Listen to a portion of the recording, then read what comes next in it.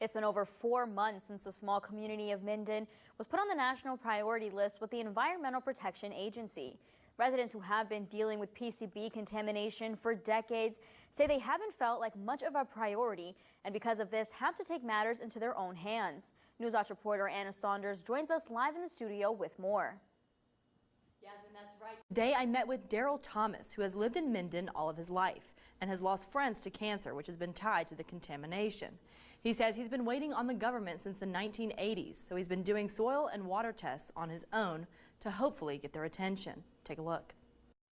Daryl Thomas has lived in Minden for all of his life. In the 1980s, when PCB tests came back positive after Schaefer Equipment closed down and dumped what was left in the community, a fight for justice began. And he and the community felt like after decades they were finally getting somewhere after being deemed a priority by the EPA. It was a big thrill. I mean, man, finally we're going to get something done, you know. And then they said, well, we're going to come down here and test in July. And then July come to late October to November now, and then who knows, they're probably going to postpone it again. Thomas and others are tired of waiting, which is why they've started doing testing themselves in hopes to spread awareness and keep the EPA's attention, even prompting Thomas to create a Facebook page as he's seen too many loved ones die because of the contamination.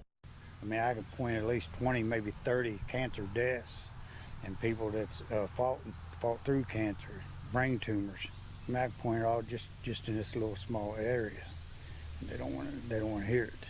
And Thomas believes the PCBs aren't just coming from Schaefer Equipment. We tested an area that's experiencing runoff contamination from the 8 mines that used to operate. We used a soil testing kit that others in the community have used as well.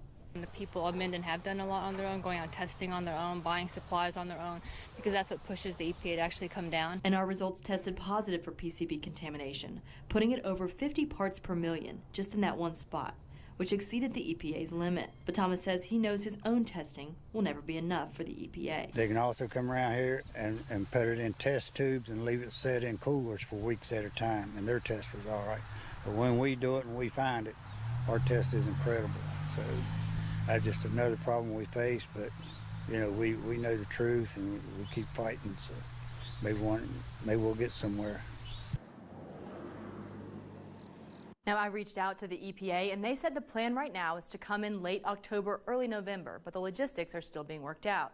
As far as what's taken so long, residents believe is because the PCB test will be higher in the summer heat and because of rafting season. The EPA said they would get back to me about the reasoning for the delay. And it's not just about the PCBs. Today, a few of the leaders gathered to meet and discuss everything, including the sewage problem as well. As they await more testing, one activist reached out to Pace Analytical to come do testing on the sewage. One site tested posed around 24,000 parts per million for E. coli, and this was sewage after it had gone through Oak Hill's plant in Minden. You know, that's ridiculous to dump that down on people and in that creek and kill everything in there and goes in the river and everybody playing in that water, rafting in that water, and you got crap literally flowing down beside you. Now, I reached out to the city of Oak Hill about the sewage issue, and I was told they are undergoing a major multi-million-dollar sewage reconstruction plan, but did not comment further. Now, of course, this is a story that I will continue to follow as more information becomes available. But for now, I'm Saunders reporting live in the studio. Now back to you, Yasmin.